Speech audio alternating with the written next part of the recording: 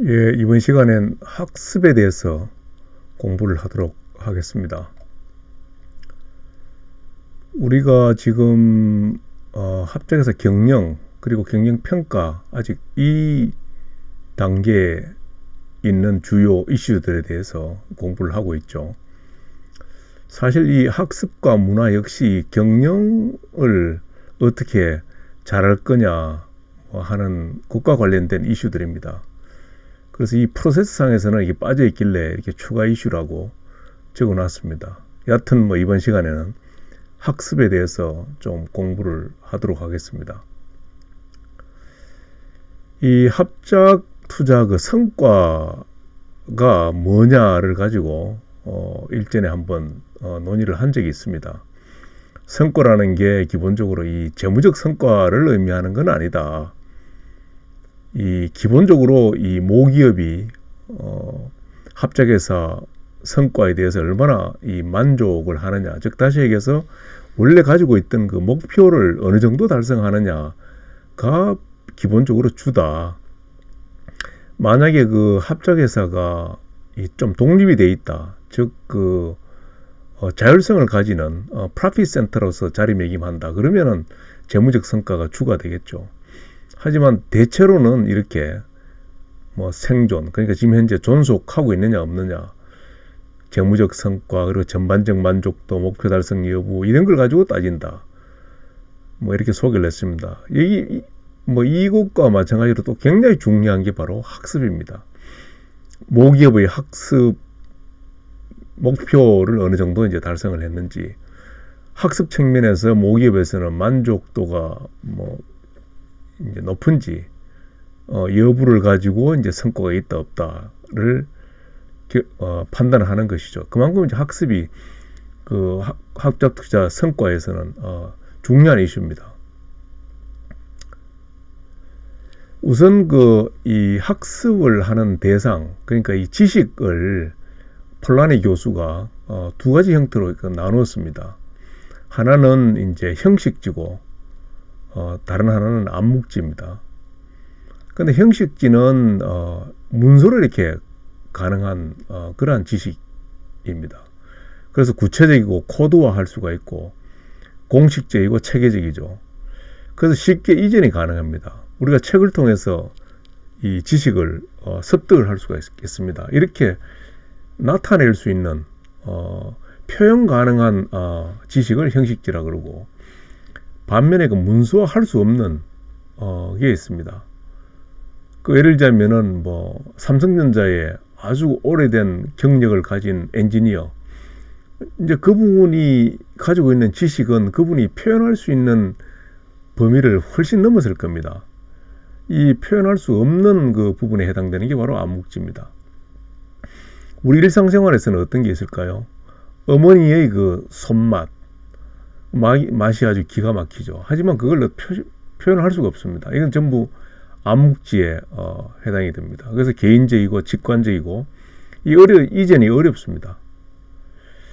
그래서 이게 암묵지가 근데 이제 경쟁 우위와 연관이 되는 겁니다.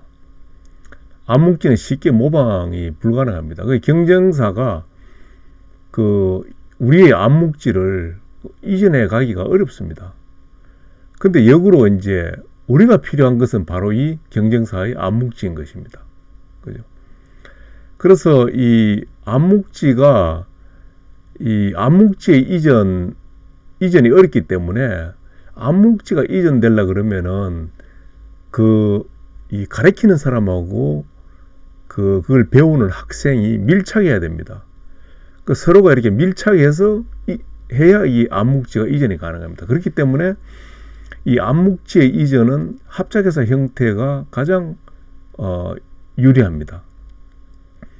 만약에 어떤 이 사정이 있어서 합작회사를 못한다, 그래서 비지분 투자로 비지분 제외로 간다, 그럴 때는 어떻게 해야 되냐면은 굉장히 밀접한 그 상호작용을 할 수 있는 형태로 가져가야 됩니다. 이따 나오겠지만 그 관계 자본을 키워야 되겠죠. 그죠? 서로 밀접한 그 상시적으로 이렇게 접촉을 할 수 있는 그런 시스템으로 만들어야 된다.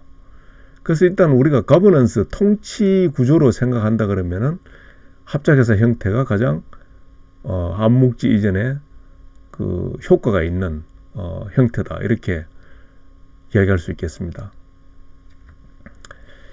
근데 이제 우리가 지금 공부하고자 하는 것은 조직 지식을 어떻게 이제 창조할 거냐입니다. 여기에 관해서 일본의 그 노나카 교수가 아주 중요한 그 논문을 94년도에 발표를 했습니다. A Dynamic Theory of Organizational Knowledge Creation이라고, 이 Organization Science라는 그 아주 유명한 그 저널이 있습니다. 여기에 그 논문을 실었죠. 그래서 조직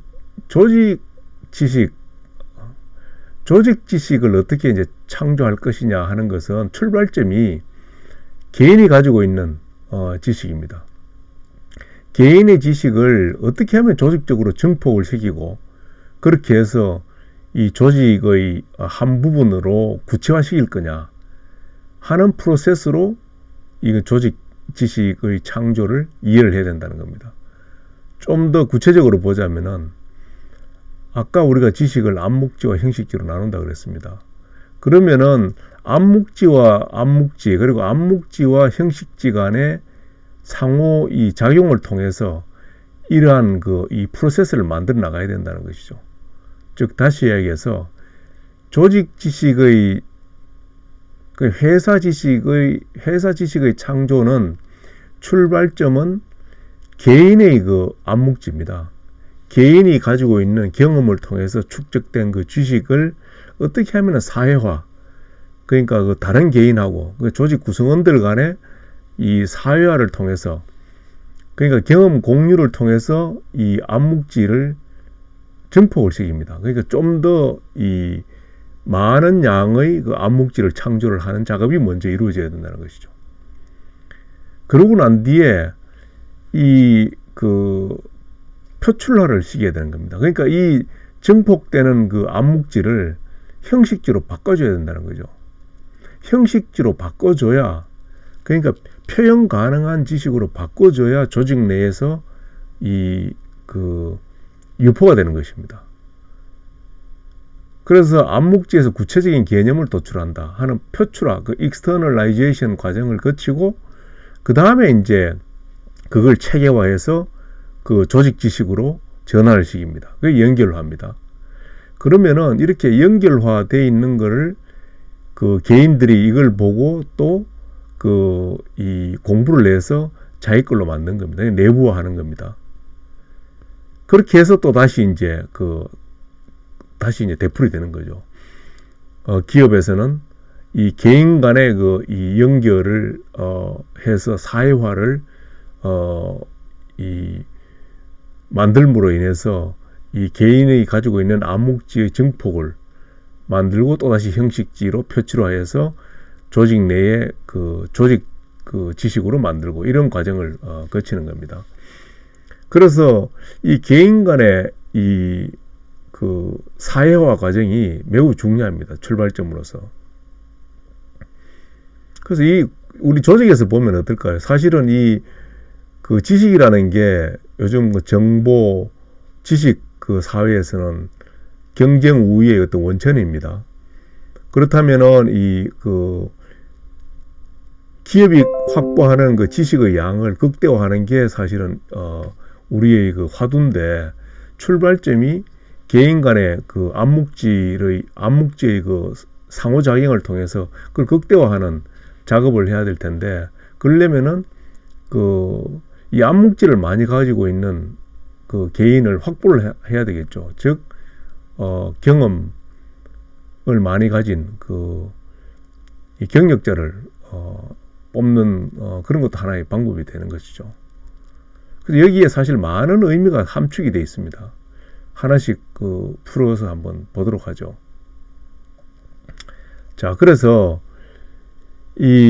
아까도 얘기했지만 정보 경제 하에서 지식이 중요한 자원이고 지속 가능 경쟁 우위 원천이다. 노나카 교수가 94년도 논문에서도 지적을 했습니다. 따라서 어떻게 지식을 확보할 거냐 하는 게 경쟁 우위를 확보하는 이 지름길이다 이렇게 이야기할 수가 있고, 그런데 이 새로운 지식을 확보한다는 것은 기업 내에서 이렇게 이루어지는 게 아니라 기업 밖에 주로 이제 그 원천이 있습니다. 따라서 기업 영역의 범위를 넘어서는 것이죠.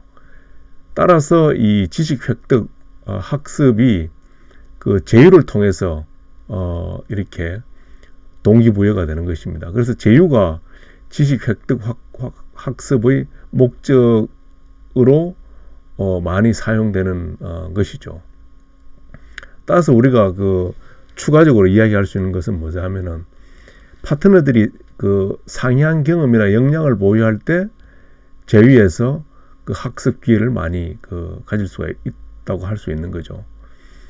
그 다음에 제휴는 연관된 지식의 발전에 기여할 수 있는 개인의 커뮤니티를 확장시키는 것이다. 우리 회사에 소속되어 있는 개인과 그 다음에 파트너 회사의 개인들 간의 상호작용을 이렇게 제휴를 통해서 만들어주니까 그 개인들 간의 이 액티비티가 확장될 수 있는 기회를 가진다는 거죠. 이 암묵지와 암묵지 간의 상호 이 작용을 할 수 있는 기회가 제휴를 통해서 생기는 거죠.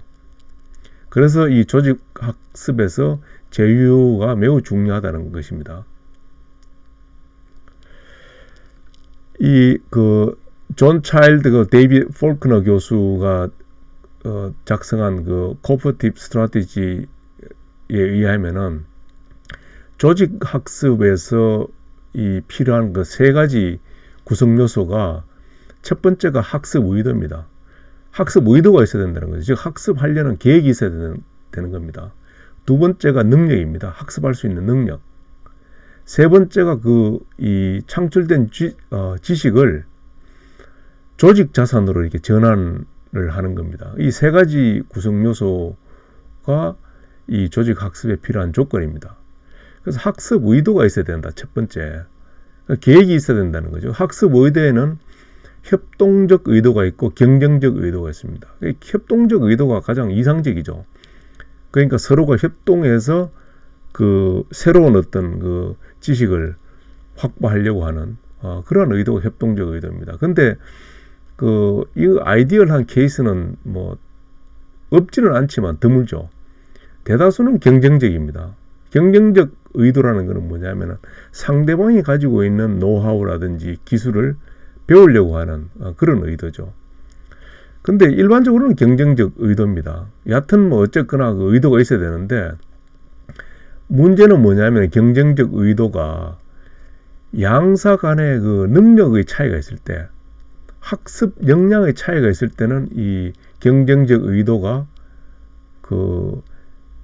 이 제휴의 실패로 이렇게 이어질 가능성이 크다는 거죠. 그 이유는 뭐냐면은, 이 학습 역량을 많이 가지고 있는 회사가 만약에 바기닝 파워, 즉 협상력까지 이렇게 높다고 했을 때 그럴 가능성이 얼마든지 있는 거죠.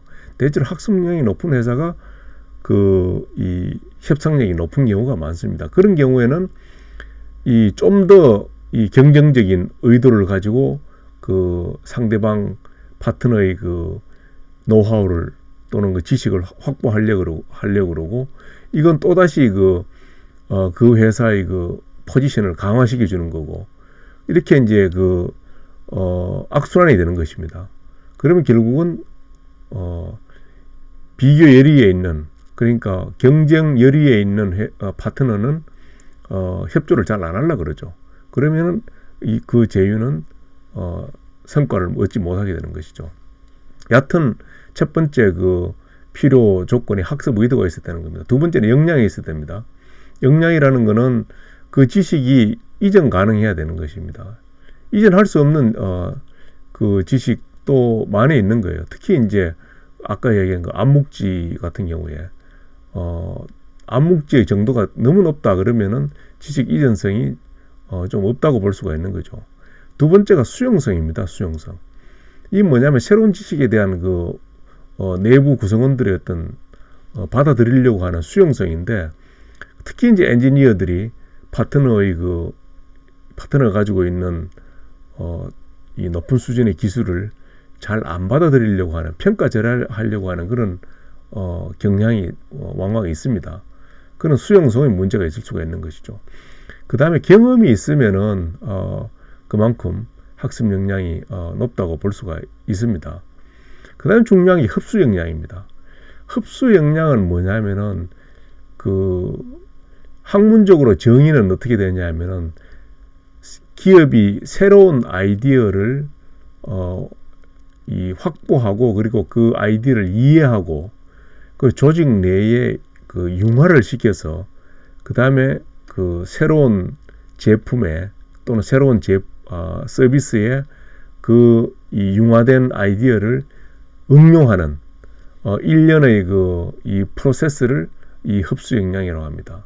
그 조금 이해하기가 좀 어렵죠. 쉽게 이해하려면은 새로운 아이디어나 지식을 소화시킬 수 있는 역량이라고 이렇게 보면 됩니다. 그래서 이 역량이 없으면, 흡수 역량이 없으면 아무리 의도가 좋아도 지식 창출이 안 되는 것입니다. 그래서 이게 가지고 있는 의미는 어떤 걸까요? 우리가 만약에 이 독일에 있는 회사의 기술을 배우려고 합작회사를 만들었습니다. 근데 우리 회사는 이 흡수 역량이 아무래도 낮습니다. 그럴 때는 어떻게 해야 될까요? 이 경력 직원을 뽑아야죠. 아니면은 그 기술을 잘 이해할 수 있는 이 박사학위를 가진 그 해당 분야에 박사학위를 가진 사람을 뽑아야 되는 거죠. 직원으로. 그렇게 해서 이 흡수 역량을 키워야 우리가 원하는 지식 창출을 할 수가 있는 것입니다. 그 다음에 또 중요한 게 창출된 지식을 조직 자산으로 전환을 시켜야 되는 것입니다. 그래서 제휴학습의 어떤 결정 변수가 이렇게 있다. 이렇게 설명할 수가 있고요. 그 다음에 제휴학습의 형태가 이제 크게 네 가지가 있습니다. 경험으로부터 이제 우리가 학습하는 학습이 있고, 두 번째가 파트너에 대한 학습입니다. 파트너를 얼마나 잘 알고 있느냐 하는 것도 매우 중요한 이슈입니다. 그 다음에 파트너가 가지고 있는 이 기술을 배우는 학습이 있습니다. 그 다음에 파트너와 함께 하는 학습이 있습니다. 이게 아까 이제 협동적 학습에 해당된다고 볼 수가 있는 거죠. 이렇게 네 가지가 있는데 주요 내용을 보면은 경험으로부터의 학습은 경험이 많으면 많을수록 이 국제 합작 투자의 성과는 더 좋아집니다. 그동안의 연구 결과에 의하면은. 근데 흥미로운 것이 동일한 파트너와의 경험과 그 다음에 다수 동일하지 않지만 여러 파트너와의 경험 비교했을 때 동일한 파트너와의 경험은 합작 투자 성과하고 상관계가 놀랍게도 별로 없습니다. 통계적으로 유의하지 않습니다. 반면에 여러 파트너와 쌓은 경험은 국제 합작 투자 성과와 관계가 있다 하는 게 실증적으로 분석한 결과입니다. 그다음 파트너에 대한 학습 역시 중요한데 특히 이 협상 단계에서 축적된 파트너에 대한 지식, 파트너 어떤 동기, 합작을 하게 된 동기라든지, 그다음에 역량, 그다음에 문화, 그다음에 우리 회사와의 어떤 적합성, 이런 것에 대한 지식이 충분히 해야 된다는 거죠. 이런 지식은 우리가 후속 단계에서, 그러니까 이 합작에서 운용 등의 단계에서 성공과 그리고 제휴의 진화 측면에서 매우 중요합니다. 제휴의 진화라는 것은 예를 들어서 이 합작회사가 이제 다음 단계로 더 이렇게 발전을 한다든지 아니면은 합작회사를 종료시킨다든지 등등의 어떤 다음 단계의 발전 내지는 진화 측면에서 이런 파트너에 대한 지식이 충분하면은 그 과정이 상당히 수월하게 진행될 수가 있다는 겁니다. 그 다음에 파트너로부터의 학습 역시 이건 우리가 일반적으로 학습이라고 할 때 이 부분을 이야기를 많이 하는 거죠. 기술 이전은 중요한 어떤 동기가 되는 거죠. 그 다음에 중요한 것은 이 파트너로부터 학습한 것을 아까 이야기한 조직 지식으로 이렇게 전환이 가능해야 된다. 그러니까 이 이야기는 기존 지식에 접목할 수 있어야 된다는 겁니다. 이건 별도로 또 한번 설명을 하도록 하겠습니다.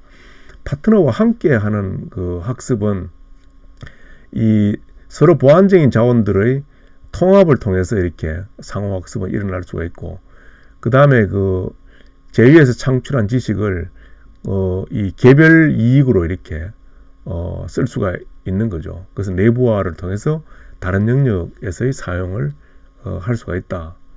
이런 내용들로 이렇게 정리를 할 수 있습니다.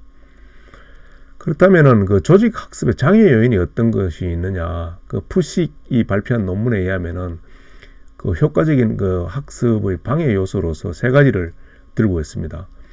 전략적 우선순위가 잘못된 경우입니다. 예를 들어서 우리가 좀 더 이 학습을 위해서는 좀 장기적 관점을 가져야 되는데 너무 단기적 목표에 그 포커스를 두는 경우입니다. 그리고 학습의 어떤 프라이어리티 높은 수준을 이렇게 정책상 둬야 되는데 학습을 별로 중요시 않은 겁니다. 전략적으로.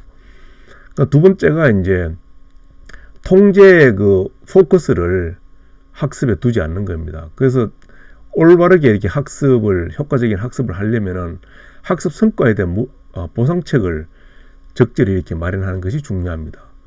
그 다음에 학습에 대한 그 책임을 누가 가지는지에 대해서도 명확해야 됩니다. 그 다음에 이제 이 HR 그 정책이 일관성이 없는 겁니다. 대표적인 경우가 공석이 생겼는데도 불구하고 그 충원을 파트너 회사에서 해버리는 이런 경우도 이제 있을 수가 있다는 것이죠. 그래서 우리가 나중에 이제 HR에 대해서도 이제 공부를 하겠지만 HR은 상당히 그 전략적 접근을 해야 되는 것입니다. 그 다음에 또 한 가지가 이제 문화적 차이입니다. 이 문화적 차이는 특히 이제 기술 지식과 전략 지식 같은 경우에 그 이전을 어렵게 합니다. 그 전략 지식과 시스템 지식 경우에 이전을 좀 어렵게 합니다. 기술적 지식은 일반적으로 표준화되어 있는 경우가 많기 때문에 지식 이전이 상대적으로 이 전략 지식이나 시스템 지식에 비해서 수월합니다. 그 다음에 또 한 가지가 사회적 정체성입니다. 사회적 정체성이라는 건 뭐냐면은 이게 어떻게 보면은 그 문화하고도 이렇게 그 연관이 되어 있을 수가 있는데 각자 그 다른 조직에서 왔다는 이야기는 그 관리자들은 서로 다른 사회적 정체성이 있는 것입니다. 이 사회적 정체성 때문에 본인들이 그 조직의 정체성에 연결되어 있기 때문에 본인의 어떤 그 지배적 믿음이라는 게 있습니다. 그 조직에서 확고한 어떤 그 조직에서의 어떤 경험을 통해서 확고해지는 그 지배적 믿음이 있기 때문에 이것하고 맞지 않는 새로운 어떤 지식에 대해서는 상당히 그 거부감이 있는 것이죠. 그래서 우리가 러닝에서 앞에 unlearning을 많이 이야기를 합니다. unlearning이 배우지 않다는 뜻이 아니라 그동안에 배운 것을 다 해체를 시켜야 되는 겁니다. 새로운 지식을 받아들이기 위해서. 그래서 사회적 정체성 그 이슈가 상당히 그 관리자가 학습에 있어서 유연성을 갖게 하는데 마이너스적 요인이다. 이렇게 이야기할 수 있겠습니다. 그렇다면은 이 장애 요인을 낮출 수 있는 방법이 뭐냐? 이 카일 싱 그리고 펄뮤타의 2000년도 중요한 논문이 하나 있습니다. 여기에서 우리가 이제 특히 기술 기업의 경우에 학습에는 두 가지 이슈가 있습니다. 서로 상충되는 두 가지 이슈. 첫 번째는 뭐냐면은 우리가 제휴를 하니까 학습이 어쨌거나 주된 목적입니다. 하지만 또 한편으로는 우리가 갖고 있는 핵심 이 자원, 핵심 자원을 보호해야 되는 그런 목표가 있습니다. 한편으로는 상대방의 지식 또는 노하우를 학습하는 목표가 있지만 또 한편으로는 우리의 핵심 자원은 또 유출되는 것을 보호해야 되는 두 가지 목표가 있는 거죠. 이럴 경우에 우리가 이제 관계 자본과 그 다음에 갈등 관리를 통해서 이 두 가지를 해결할 수 있다는 거죠. 그래서 관계 자본이라는 뭐냐면은 개인 단위에서의 관계를 의미하는 겁니다. 즉 다시 이야기해서 파트너사와 우리 회사 각각의 이 파견 근로자, 파견 직원 그리고 이제 그 중간 단계의 그 관리자 등 간의 어떤 릴레이션십 관계를 의미하는 겁니다. 이게 왜 자본이라는 말이 붙었냐면은 이러한 그 이 좋은 관계가 기본적으로 그 협동의 그 결과 그 성과에 그 플러스적 영향을 미치더라는 거죠. 즉 가치를 창출한다는 거죠. 이 관계가. 그래서 이제 관계 자본이라는 표현을 쓰는 겁니다. 그래서 관계 자본을 가질 때 그 학습 효과가 있고 그리고 핵심 자원 보호도 되더라는 겁니다. 또 한 가지가 이제 우리가 그 갈등 관리입니다. 이 갈등 해결 메커니즘은 우리가 공부를 한 적이 있었죠. 갈등 그 관리가 갈등 해결 메커니즘은 기본적으로 제휴의 성과에 그 플러스 영향을 준다는 걸 우리가 공부를 했습니다.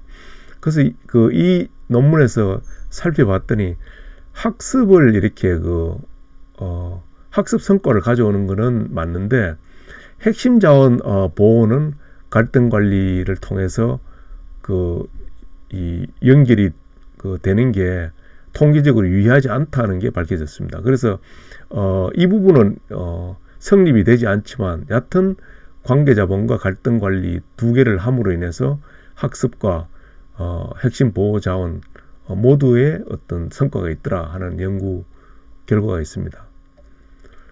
또 한 가지는 이 조직 학습 촉진 그 다음에 그 장애 감소를 위해서는 이러한 4가지 정도를 우리가 생각할 수가 있는데 첫째는 이제 절차와 그 다음에 규정을 설립하는 겁니다. 그러니까 예를 들어서 합작회사 모기업 관리자들 간에 로테이션 근무를 시킨다든지 이해도를 높이기 위해서 모기업 관리자들로 하여금 공장 방문을 주기적으로 하게 한다든지 그 다음에 고위 임원들 모기업의 고위 임원들로 하여금 합작회사 비즈니스에 직간접적으로 참여하도록 이렇게 그 절차를 만든다든지 이러한 게 필요하고 두 번째 제휴 디자인 단계에서 계약 조항을 아예 그 지식 교환은 비경쟁 활동으로 이렇게 그 국한한다든지 이렇게 함으로 인해서 그 장애 요소를 없앨 수 있다는 겁니다. 그 다음에 과업 자체를 이 파티셔닝을 하는 겁니다. 서로 구분을 해서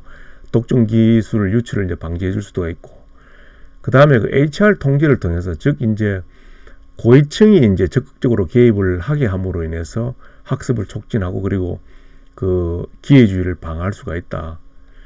그 다음에 이제 합작에서 CEO의 리더십이 중요하다. 그 리더십을 발휘를 해서 그 파견 직원들 간의 신뢰 구축과 이 정체성 즉 합작회사의 정체성을 서로 공유하도록 할 수가 있다. 그 다음에 이제 정보의 순환, 그다음 파견 직원들 간의 접촉을 이렇게 충분하게 만든다든지, 그다음 학습 활동에 투자를 적극적으로 한다든지 이런 것을 리더십을 통해서 할 수가 있다는 거고요.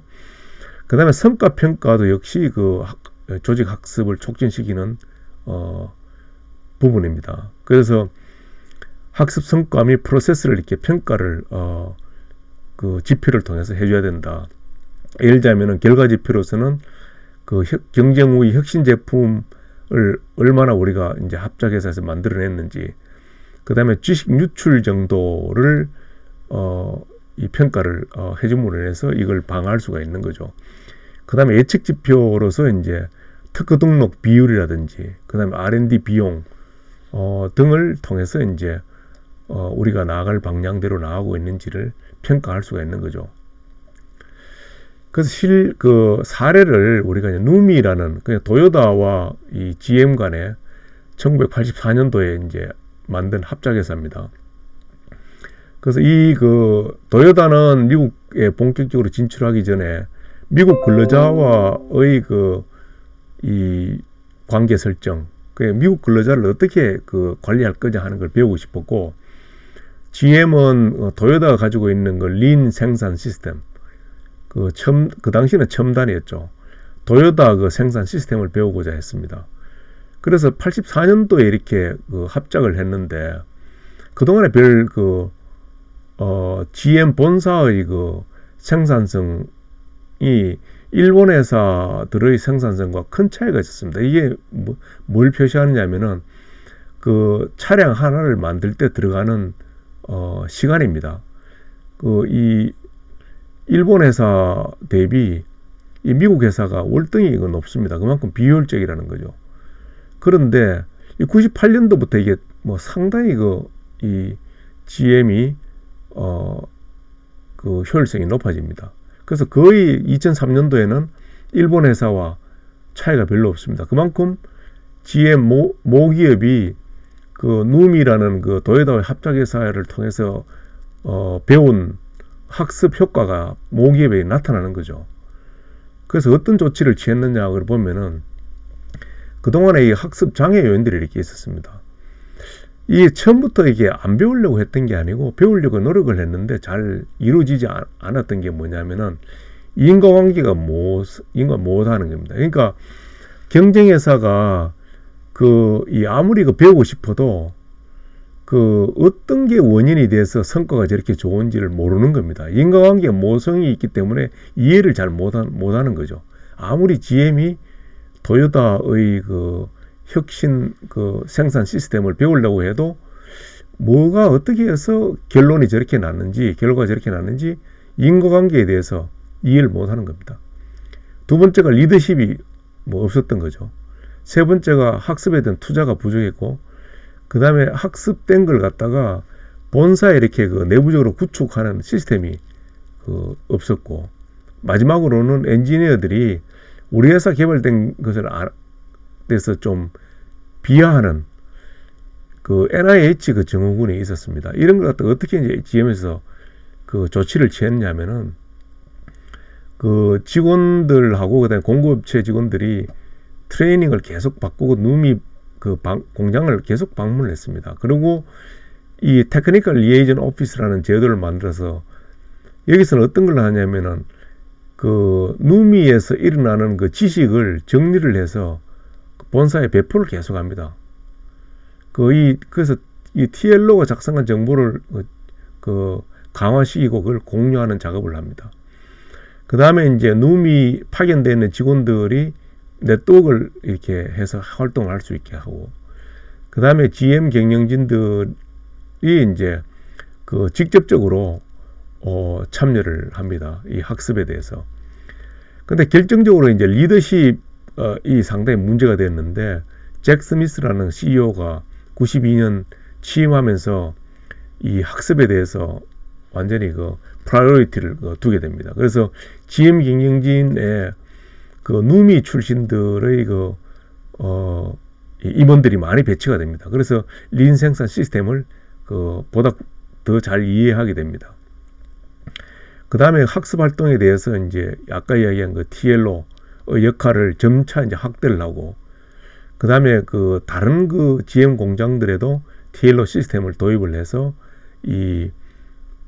확보한 학습이 배포가 되도록 이렇게 했습니다. 그 다음에 축적을 위해서 어드바이저 시스템을 이렇게 개발을 해서 인력 개발에 이제 필수 사항으로서 이 누미 학습 내용을 갖다가 전파하는 그런 시스템을 개발했고, 점차 이제 조직 내에서도 누미 근무 경력의 중요성이 부각되도록 하고, 그리고 또 직원들이 돼서 그렇게 인식을 하게 됐습니다.